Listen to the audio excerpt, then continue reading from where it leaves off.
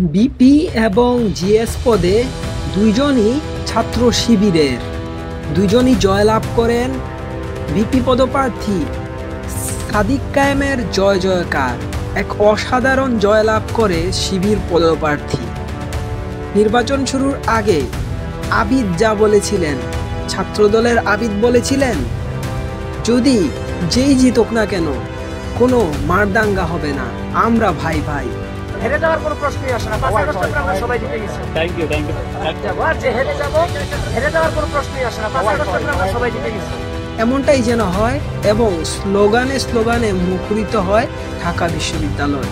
এটাই সবার আশা, যাতে কোনো দাঙ্গা না লাগে।